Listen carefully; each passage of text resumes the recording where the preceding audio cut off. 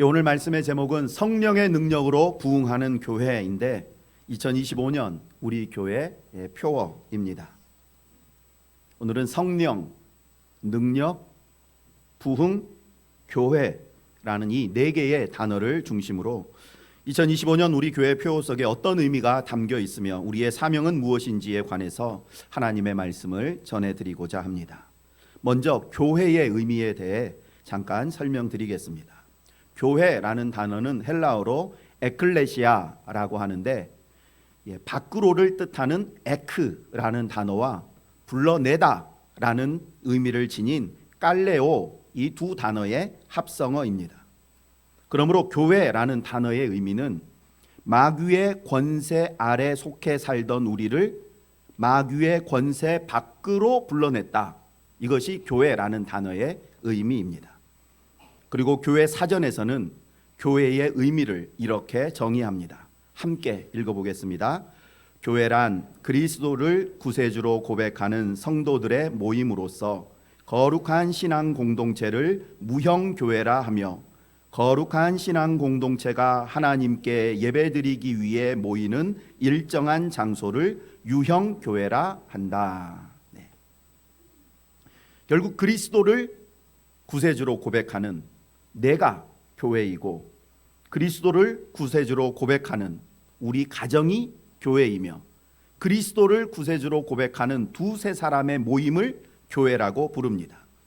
그 외에 그리스도의 이름으로 모이는 8개의 목장, 남녀 선교회, 교회학교, 찬양대, 중보기도팀, 주방팀, 전도대, 위원회, 이 모든 것들이 다 교회입니다. 예수님을 구주로 고백하는 내가 교회이고 너와 내가 교회이고 우리가 교회라는 사실을 먼저 기억하시면서 그러면 어떻게 해야지 내가, 우리 가정이, 우리의 기관과 부서와 모임과 목장과 우리 여수 신성교회가 부흥할 수 있는지에 대해서 알아보겠습니다. 성령의 능력으로 부흥하는 교회에 대해서 말씀을 드렸는데 이제는 성령의 의미를 잠시 설명드리겠습니다. 성령은 누구십니까? 성령, 교회 사전에서 성령을 검색해 보면 이렇게 기록되어 있습니다. 창조주 하나님의 영, 삼위일체 하나님에게 있어서 아버지 하나님과 아들이신 그리스도와 구별되는 제3위격. 이게 이제 성령을 설명하는 뜻입니다. 성령 하나님이 삼위일체 하나님의 제3위격이시다라는 말은 성부 하나님이, 성령 하나님이 성부 하나님, 성자 하나님과 사역에 있어서만 구별될 뿐 영광과 능력과 권세에 있어서는 조금도 차이가 없는 동일한 분이시다라는 의미입니다. 성령 하나님은 성부 하나님과 완전히 동일한 분이십니다. 그런데 성도들 중에 많은 이들이 은연중에 성부 하나님, 성자 예수님, 성령 하나님을 이 서열 관계로 이해합니다. 그러나 성부, 성자, 성령 하나님 사이에는 그 어떤 서열도 없습니다. 영광과 능력과 권세가 완전히 동일하십니다. 어떤 이는 이 성령님의 실체를 인정하지 못하고 그저 하나님으로부터 나오는 어떤 특별한 능력이나 하나님이 누군가에게 주시는 어떤 감화력 이런 정도로만 이해하기도 합니다. 그러나 이것은 대단히 잘못된 생각입니다. 그리고 또 하나, 대부분의 성도들이 성부, 성자, 성령, 하나님이라는 이 표현을 각기 다른 본질을 지니고 있는 세 분 하나님이 계시는 것처럼 오해하는데 이것은 삼신론 이단에 해당되는 매우 잘못된 생각입니다. 성부, 성자, 성령 하나님, 우리가 보통 이렇게 표현하는데 이 표현을 본질적으로 조금씩 다른 성부 하나님이 따로 계시고 성령 하나님이 따로 계시고 성자 예수님이 서로 다른 본질을 가지고 세 분이 존재하신다, 이렇게 생각하는 것은 대단히 잘못된 생각이다라는 것입니다. 제 설교 본문을 그대로 제가 화면에 보여드리겠는데 삼위일체의 의미를 이렇게 설명할 수 있습니다. 삼위일체란 하나님은 한 분이신데 한 분이신 하나님이 어떻게 존재하고 계시는가, 하나님은 한 분이십니다. 근데 그 하나님이 도대체 어떻게 존재하고 계시는가? 하나님은 한 분이시기 때문에 존재하셔야 되는데 어떻게 존재하고 계시는가? 성부, 성자, 성령 세 위격으로 존재하신다라는 것입니다. 그리고 성부, 성자, 성령 하나님은 본질적으로 즉 영광, 능력, 권세가 완전히 동일합니다. 즉 하나님은 세 위격을 가지고 존재하시지만 본질적으로 세 위격이 하나이기 때문에 삼위일체라고 부르는 것입니다. 삼위일체의 교리를 인간의 머리로 이해하는 것은 불가능합니다. 수천 년 기독교 역사상 그 누구도 삼위일체를 우리가 이해할 수 있도록 예를 들거나 설명해 준 사람이 없습니다. 그럼에도 성도라면 삼위일체의 의미가 무엇인지는 반드시 알고 있어야 합니다. 하나님은 한 분 계시는데 이 하나님이 세 위격으로 존재하고 계신다. 이 의미만큼은 반드시 기억하셔야 합니다. 왜냐하면 세상에 존재하는 이단 사이비의 99%가 이 삼위일체 교리에 대한 잘못된 지식과 믿음에서부터 생겨났기 때문입니다. 다시 말씀드리면 성부, 성자, 성령 하나님을 서열로 생각하는 종속론 이단이 있고 성부, 성자, 성령 하나님이 각기 다른 본질을 가지고 따로따로 존재하신다라는 삼신론 이단이 있으며 한 분 하나님이 계시는데 이 하나님이 어떤 때는 성부의 모습으로 어떤 때는 성자의 모습으로 또 어떤 때는 성자의 모습으로 모습을 달리해서 나타난다라고 하는 이 양태론 이단이 있습니다. 그리고 나사렛 예수 그리스도는 인간 중에서 가장 뛰어난 인간인데 하나님께서 그를 양자로 삼아 하나님의 위치로 올리셨다라고 하는 이 양자론 이단도 존재합니다.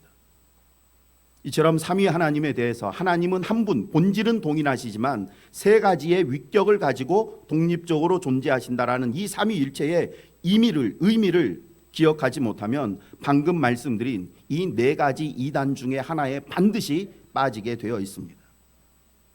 이렇게 복잡하고 인간의 머리로 이해할 수 없는 삼위일체의 개념이 성경 곳곳에 등장하는 이유는 삼위일체 교리가 우리의 신앙과 구원에 있어 대단히 크고 많은 유익을 주기 때문입니다. 왜 이해할 수도 없는 이런 교리들, 아버지와 나는 하나다 라고 말씀하시는 이 삼위일체 교리가 성경 곳곳에 등장하는가? 이 삼위일체 교리로 인하여서 우리의 구원이, 하나님의 창조 사역이, 하나님의 이 세상을 다스리는 섭리가 더욱더 우리에게 생생하게 다가오기 때문입니다. 이 부분은 나중에 따로 설명을 드리겠습니다. 다만 오늘 말씀과 관련해서 한 가지만 말씀드리면 본질상 한 분이신 하나님이 삼위로 존재하신다는 말은 성부, 성자, 성령 하나님의 주된 사역에 구별이 있다라는 의미입니다.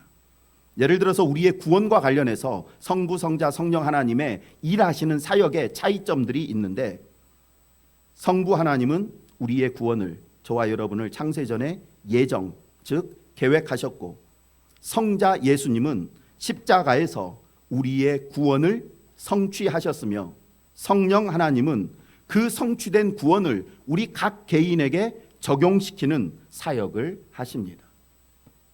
본질적으로 한 분이신 하나님께서 새 위격을 가지고 우리의 구원을 위해서 이렇게 각기 다른 사역들을 합력으로 하시지만 주된 사역을 이렇게 하신다라는 것입니다. 성경에는 성령님을 지칭하는 약 33가지의 표현이 나옵니다. 대표적으로는 성령님을 거룩한 영, 하나님의 영, 지혜의 영, 그리스도의 영, 진리의 영, 위로의 영, 보혜사라는 다양한 표현으로 사용합니다. 성령님은 본질상 성부 하나님, 성자 예수님과 동일한 분이시라는 사실과 성령 하나님의 주된 사역은 우리의 구원을 이루시는 일이다라는 여기까지만 말씀을 드리고 이제 성령의 능력에 대해서 말씀을 드리겠습니다. 성령의 능력, 즉 성령 하나님에게는 어떠한 능력이 있는가? 성령 하나님께서 하시는 사역과 관련해서 성령님이 가지고 계시는 특별한 여러 가지 능력 가운데 이 3대 능력에 대해서 잠깐 말씀을 드리고자 합니다. 이제부터 말씀드리는 성령의 3대 능력, 3가지 능력, 이것은 여러분들이 구구단을 외우는 것처럼 다 외우고 기억하고 계셔야 합니다. 왜냐하면 성령의 세 가지 능력을 정확히 알고 있어야지만이 이제부터 말씀드릴 참된 부흥을 우리가 이룰 수 있기 때문입니다. 물론 성령의 능력 없이도 얼마든지 우리가 일반적으로 생각하는 부흥을 이룰 수 있고, 지금 이 세상에는 성령의 능력 없이 부흥한 교회들도 많이 있습니다. 그러나 그러한 부흥은 참된 부흥이 아니고 오래 가지도 못합니다.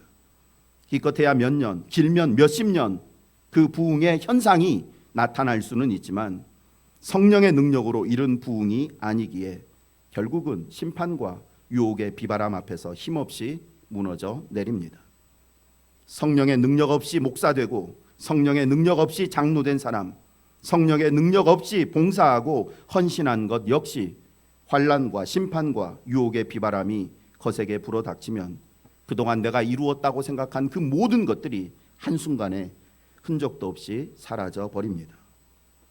성령의 세 가지 능력은 오직 성령님만 하실 수 있기 때문에 성령의 능력이라고 부릅니다.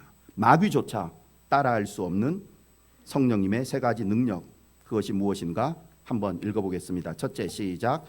우리 안에 죄와 허물을 발견하게 하는 능력. 둘째, 우리를 진리 가운데로 인도하여 진리의 말씀을 깨닫게 하는 능력입니다. 셋째, 우리를 그리스도의 증인으로 살게 하는 능력입니다. 성령님의 세 가지 능력, 내 안에 있는 죄를 발견하게 하고 나를 진리 가운데로 인도해서 그 진리의 말씀을 정확하게 깨닫게 만드는 능력이 있고, 마지막 나로 하여금 그리스도의 증인으로 살게 하시는 이 능력이 성령님께 있습니다. 이 세 가지 능력 조금 더 설명드리면, 첫 번째 능력인 죄와 허물을 깨닫게 하는 능력에 대해서는 요한복음 16장 8절에서 이렇게 말씀합니다. 그가 와서 죄에 대하여 의에 대하여 심판에 대하여 세상을 책망하시리라. 오직 성령님만이 진짜 죄가 무엇인지 나에게 말씀해 주실 수 있고, 내 옛 자아가 깊숙이 숨기며 속이며 감추고 있는 내 안에 교활하고 은밀한 죄까지 다 드러내 보게 하실 수 있습니다. 성령의 능력이 내 안에 임하지 않으면 내가 얼마나 크고 심각하고 흉악하고 음흉한 죄인인지를 깨달을 수가 없습니다. 성령 하나님의 두 번째 능력인 진리의 말씀을 깨닫게 하는 능력에 대해서는 요한복음 14장 26절에서 다음과 같이 말씀합니다. 보혜사 곧 아버지께서 내 이름으로 보내실 성령, 그가 너희에게 모든 것을 가르치고 내가 너희에게 말한 모든 것을 생각나게 하리라. 하나님의 말씀 속에 담겨 있는 참 진리와 참 교훈을 나에게 가르쳐 주시고 생각나게 하시며, 우리가 매일 경험하는 수많은 말씀들, 수많은 일들 속에 담겨 있는 하나님의 마음과 뜻을 깨닫게 하는 일은 오직 성령님만 하실 수 있습니다. 성령님의 능력으로만 내가 지금 경험하고 있는 이 사건 속에 담겨 있는 하나님의 뜻이, 계획이 무엇인지를 깨달을 수 있다라는 것입니다. 성령 하나님의 세 번째 능력인 그리스도의 증인으로 살게 하는 능력에 대해서는 사도행전 1장 8절에서 다음과 같이 말씀합니다. 오직 성령이 너희에게 임하시면 너희가 권능을 받고 예루살렘과 온 유대와 사마리아와 땅끝까지 이르러 내 증인이 되리라 하시니라. 오직 성령 하나님만이 이기적이고 나 자신만을 아는 우리를 변화시켜 예수 그리스도의 증인으로, 즉 예수 그리스도를 위한 순교자로 살게 하실 수가 있습니다. 성령의 3대 능력 뭐라고 말씀드렸습니까? 죄를 보게 하는 능력, 진리를 깨닫게 하는 능력, 그리스도의 증인으로 살게 하는 능력. 이 세 가지는 2025년 한 해 동안 반드시 외우고 계셔야 됩니다. 죄를 보게 하는 능력, 진리를 깨닫게 하는 능력, 그리스도의 증인으로 살게 하는 능력. 이것은 오직 성령님만 하실 수 있는 능력입니다. 교회의 의미, 성령의 의미, 능력의 의미에 대해 설명드렸는데 이제 부흥의 의미에 대해 말씀드리고자 합니다. 부흥은 히브리어로 하야라고 하고 영어로는 리바이벌이라고 하는데, 그 의미는, 부흥이라는 단어의 뜻은 이겁니다. 살게 하다, 소생시키다, 재생시키다, 건강과 기력을 회복시키다. 이게 부흥이라는 단어의 뜻입니다. 즉 죽은 것, 침체된 것, 부패하고 타락한 것, 병들어 죽어가는 것이 다시 살아나고 깨끗해지고 회복되는 것, 이것을 부흥이라고 말합니다. 부흥의 의미가 뭐라고요? 죽은 사람이 살아나고 병든 신앙이 회복되며 잃어버린 능력과 생기와 거룩함을 다시 되찾게 되는 것, 이것을 부흥이라고 말합니다. 이 정의에서 기억하실 것은 부흥이란 죽고 병들고 타락하고 능력을 잃어버린 당사자가 무엇을 하는 것이 아니라 하나님께서 그 당사자를 살리시고 소생시키시고 회복시키신다라는 것입니다. 그런데 많은 이들이 이 사실을 깨닫지 못한 채 스스로의 힘과 노력과 열심으로 부흥을 이루려고 한다는 것입니다. 물론 그렇게 해서 외적으로만 성장하는 가짜 부흥을 이룰 수는 있습니다. 그러나 죽은 영혼이 살아나고 병든 신앙이 고침받으며 더러움이 정결하게 되고 잃어버린 능력과 구원의 감격을 회복하게 되는 참된 부흥은 결코 이룰 수가 없습니다. 성경에 부흥이라고 하는 단어는 하박국 3장 2절에 딱 한 번 등장하는데 하나님의 말씀 함께 읽어보겠습니다. 여호와여, 내가 주께 대한 소문을 듣고 놀랐나이다.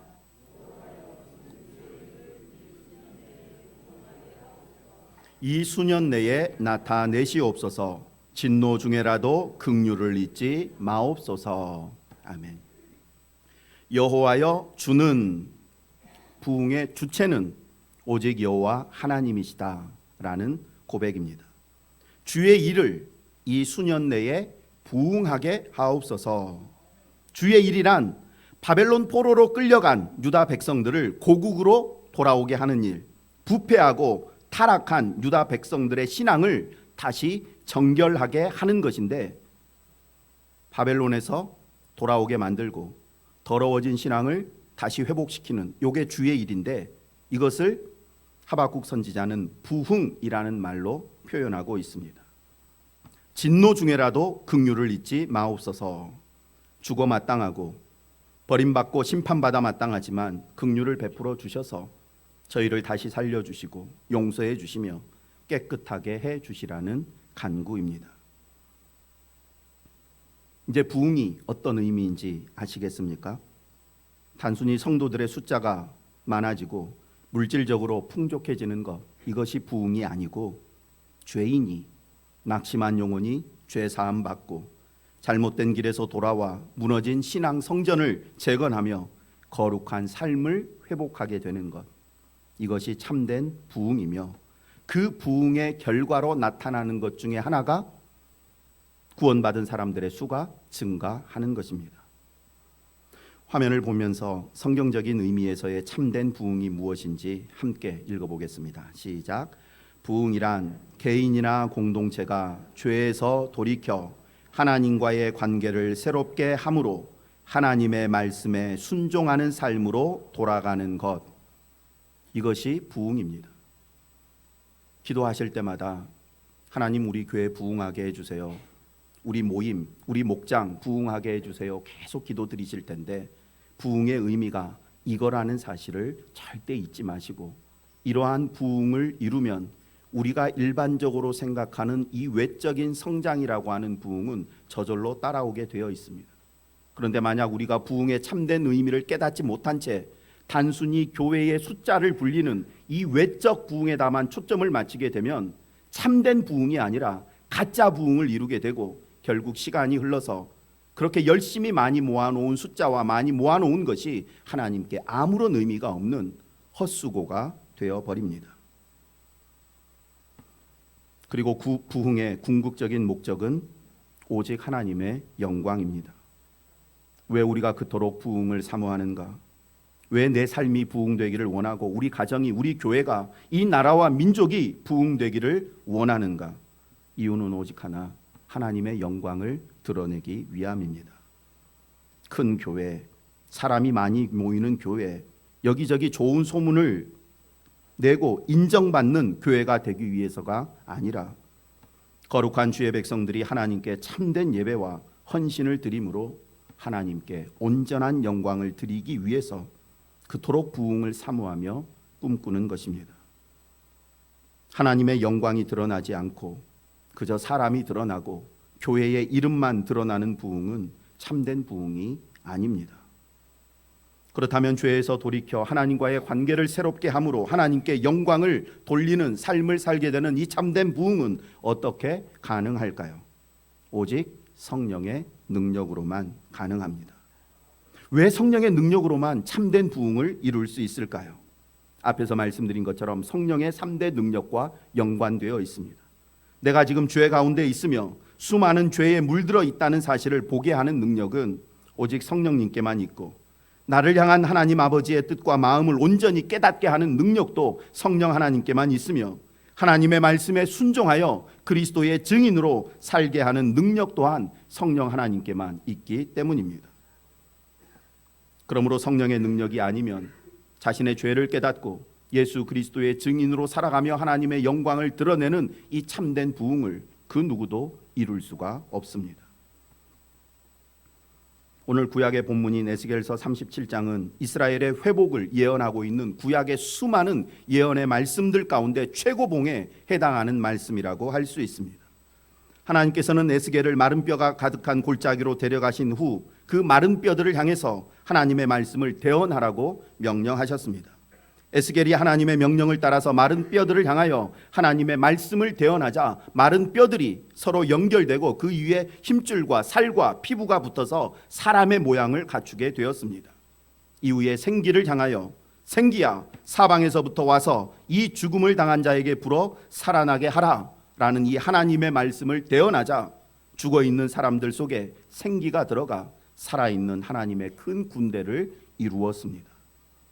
그리고 오늘 함께 읽은 본문 에스겔서 37장 11절부터 14절 말씀에 에스겔이 방금 본 이 환상의 의미가 무엇인지를 설명해 주는 말씀이 기록되어 있는데 14절 말씀 함께 읽어보겠습니다.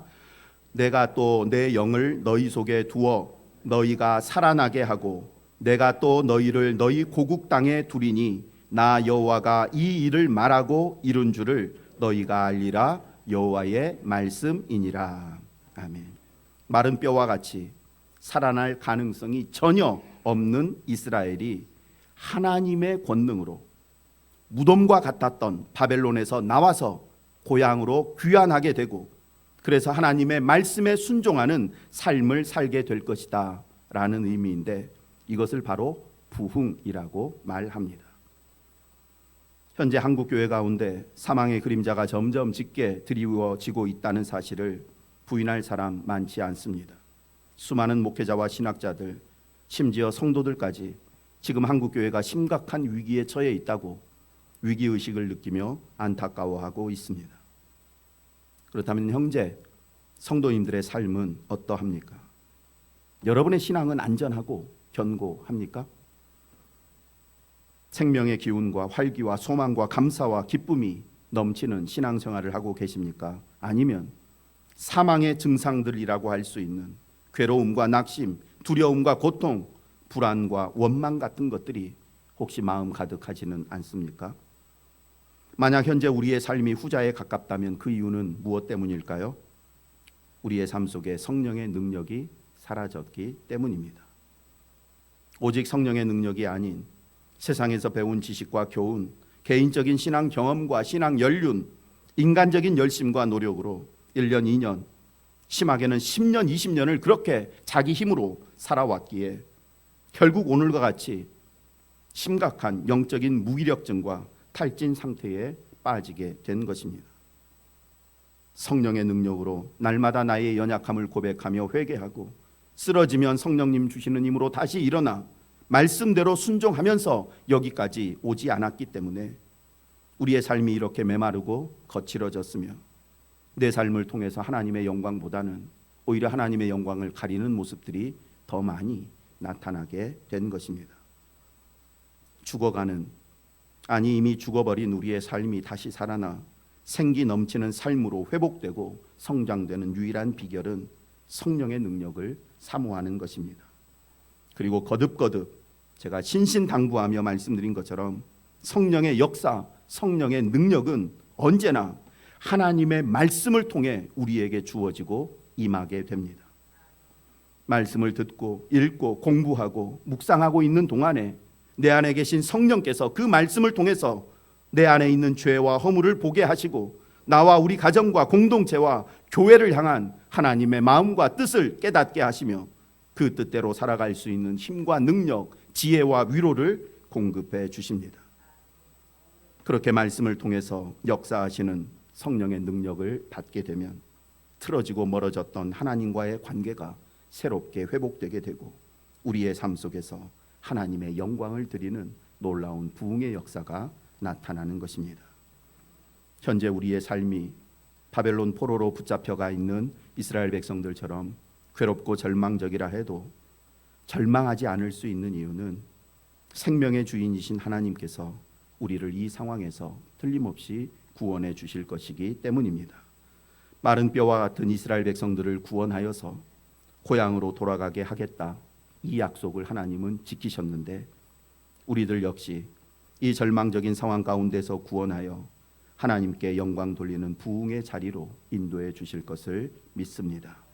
그러니 현재 상황이 아무리 어둡고 절망적이라 해도 성령의 능력으로 내가 다시 살아나고 회복되고 치유되어서 그리스도인의 담대한 증인으로 살아갈 것을 소망하며 성령의 능력 더욱 사모하며 의지하시기를 원합니다. 성령의 세 가지 능력, 죄를 보게 하고 진리를 깨닫게 하고 증인으로 살게 하는 이 능력으로 2025년 우리 각 사람과 가정과 기관, 부서, 목장, 교회가 그 어느 때보다도 하나님께 크고 풍성한 영광을 돌리는 부흥을 경험하게 되기를 원합니다. 끝으로 표어의 또 다른 주제인 사도행전 9장 31절 말씀 잠깐 설명드리고 말씀을 마치겠습니다. 하나님 말씀 함께 읽습니다. 그러므로 온 유대와 갈릴리와 사마리아 교회가 평안하여 든든히 서가고 주를 경외함과 성령의 위로로 진행하여 수가 더 많아지니라. 아멘. 이 말씀의 의미는 스데반의 순교 그리고 예루살렘 교회에 대한 극심한 박해로 인해서 사방으로 흩어진 성도들의 복음 전도 활동, 그리고 바울 사도의 회심과 이후에 그의 선교 사역으로 인해서 이스라엘 전 지역 교회들이 평안을 누리며 부흥을 하게 되었다라는 의미입니다. 스데반의 순교와 예루살렘 교회에 대한 극심한 박해로 인해서 성도들의 삶이 불안과 두려움에 휩싸이고 교회의 전도 활동은 위축되고 중단될 줄로만 알았는데 오히려 교회는 그러한 박해를 통해서 더욱 평안해지고 부흥하는 놀라운 역사가 나타났다는 말씀입니다. 그 비결이 어디에 있었습니까? 주를 경외함과 성령의 위로. 순교와 박해는 성도들로 하여금 하나님을 더욱 경외하게 만들었고 성령의 위로는 그들 가운데 더욱 풍성하게 임하게 되었습니다. 핍박을 받아서 하나님으로부터 멀어질 줄 알았는데 오히려 핍박을 통해 하나님을 더 경외하게 되고 하나님을 경외하게 되니까 성령의 위로는 더욱 풍성하게 임하게 된 것입니다. 하나님을 경외했다라는 말은 자신을 죽이고 핍박하고 반대하고 방해하는 사람들보다 하나님을 더 두려워했다는 의미입니다. 저와 여러분에게 세상을 사랑하지 않고 사람을 두려워하지 않으며 오직 여호와 하나님만을 사랑하고 두려워하는 경외심만 있다면 다른 모든 것은 다 성령님이 하십니다. 성령의 위로로 진행하여 수가 많아지니라. 성령의 위로로 진행하여 수가 많아지니라. 지금 이 시대보다 훨씬 더 심한 박해와 핍박, 유혹과 방해가 있었지만 초대교회는 날마다 앞으로 진행하면서 주를 믿는 사람의 수가 점점 더 많아졌습니다. 그런데 지금 한국교회는 왜 더 이상 진행하지 못한 채 오히려 뒷걸음질만 치고 있을까요? 성령의 능력을 사모하며 의지하지 않기 때문입니다. 물론 말로는 성령의 능력을 외칩니다.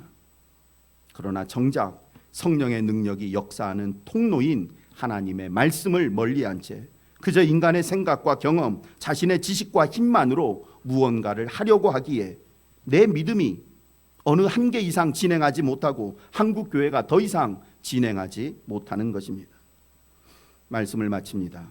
스가랴서 4장 6절 말씀 함께 읽습니다. 만군의 여호와께서 말씀하시되 이는 힘으로 되지 아니하며 능력으로 되지 아니하고 오직 나의 영으로 되느니라. 아멘. 이 말씀은 만고불변의 진리입니다. 참되고 온전한 부흥은 사람의 힘과 능력, 의지와 노력, 경험과 연륜이 아닌 오직 성령의 능력으로만 된다는 이 단순한 진리를 절대 잊지 않기를 원합니다. 다른 제자는 다 주를 버리고 떠날지언정 저는 죽는 자리까지 주님과 함께 하겠습니다. 아무리 강력한 순교의 의지를 지니고 있다고 해도 내가 성령님을 의지하지 않으면 한낱 여종의 고발 앞에서도 예수님 모른다고 부인하며 저주하는 겁쟁이 변절자로 전락할 수밖에 없는 존재가 바로 저와 여러분입니다. 그러나 이렇게 약하고 부족한 우리에게도 성령의 능력이 임하기만 하면 십자가에 거꾸로 매달려 순교하는 자리까지 나아갈 수 있게 됩니다. 오직 성령의 능력으로만 이 일이 가능합니다. 우리의 죄와 허물과 연약함, 어리석음을 보게 하는 성령의 능력, 나를 날마다 진리 가운데로 인도하시며 진리의 말씀을 깨닫게 하시는 성령의 능력, 나로 하여금 그리스도의 증인으로 살게 하시는 성령의 능력으로만 나와 내 가정과 우리 교회가 부흥합니다.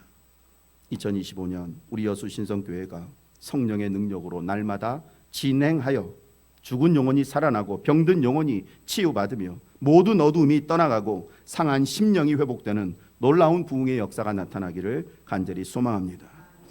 이제 주신 말씀 생각하면서 하나님께 결단의 기도 드리기를 원합니다. 하나님, 올 한 해에는 저의 생각 경험보다 언제나 하나님의 뜻을 먼저 생각하고 내가 뭔가를 할 수 있다는 이 생각이 아니라 오직 성령님만 하실 수 있다는 믿음으로 살게 하여 주옵소서. 어디 두었는지 생각나지 않는 찾기를 찾는 문제에서부터 내일 아침 무슨 국을 끓여 먹을까 하는 이러한 단순한 문제까지 다 그냥 하나님께 말씀드리며 살겠다고. 여보, 찾기 못 봤어? 내일 아침은 뭐 먹지? 이렇게 주변 사람에게 물어보는 것처럼 그냥 매일 매순간 내 안에 계신 성령님과 함께 하겠다고 이 시간 다짐하시기를 원합니다. 그래서 2025년 내 삶과 신앙 전체가 완전히 새로워지고 되살아나고 온전케 되는 놀라운 부흥을 경험하게 해달라고 이 시간 합심해서 간절히 기도하겠습니다. 하나님 아버지, 2025년 새해 첫 예배 드리며 오직 성령의 능력으로만 부흥하는 교회라는 제목으로 하나님의 말씀을 전했습니다. 이 말씀을 저희 교회 올해 표어로 주셨사오니 부흥을 소망하며 꿈꾸는 우리 모두가 오직 성령님의 능력만 구하게 해 주옵소서. 내가 다른 때보다 더 열심을 내고 내가 더 수고해야지라는 것이 아니라 다른 때보다 내가 나 자신을 더 부인하고 나의 연약함을 더 인정하며 날마다 주의 말씀 묵상하며 더 하나님 앞에 엎드리는 삶을 살겠다고 결단하며, 그래서 나같이 연약하고 부족하고 모자란 삶 속에 성령 하나님의 능력이 임하여서 그 성령의 능력으로 나 자신이 새로워지고 거룩해지며 온전케 되고 어디에서 무엇을 하든지 그리스도의 증인으로 살아가는 놀라운 부흥의 역사를 경험하게 하여 주옵소서. 마지막 때 우리 여수신성교회가 죽은 영혼을 살리며 병든 영혼을 일으키고 하나님 아버지 죄악으로 신음하는 모든 이들을 회복시키는 참된 부흥의 터전이 될 수 있도록 저희 교회를 그렇게 부흥의 전초기지로 삼아주시고 이 교회에 속해 신앙생활하는 모든 성도들이 오직 성령의 능력만 덧입을 수 있도록 도와주옵소서. 우리 여수신성교회뿐만 아니라 교회에 속해 있는 각 기관과 부서와 모든 모임들이 오직 성령의 능력으로 부흥하며 새롭게 되며 오직 하나님의 영광을 드러내는 그러한 모임과 기관과 부서가 될 수 있도록 은혜를 베풀어 주옵소서. 그 어느 때보다 저희 여수신성교회가 아버지 하나님께 영광을 돌리는 교회, 그런 참된 부흥을 이루는 교회 되기를 소망하오니 주님 역사하여 주옵소서. 하나님 아버지, 감사합니다. 참된 부흥은 오직 성령의 능력으로만 가능하다는 사실을 절대 잊지 말게 해주시고, 성령의 역사를 방해하는 우리의 생각과 지식과 경험과 감정들은 다 내려놓게 하여 주옵소서. 주야로 주의 말씀을 묵상함으로 성령의 인도하심을 따라 회개와 순종의 삶을 살면서 우리의 삶 전체가 하나님의 영광을 드러내는 부흥의 현장이 되게 하여 주옵소서. 2025년 오직 성령의 능력으로 우리 각 사람과 가정과 교회와 이 나라가 치유되고 회복되며 거룩해지고 풍성해지는 부흥의 기쁨을 누리게 하옵소서. 예수님의 이름으로 기도드립니다. 아멘.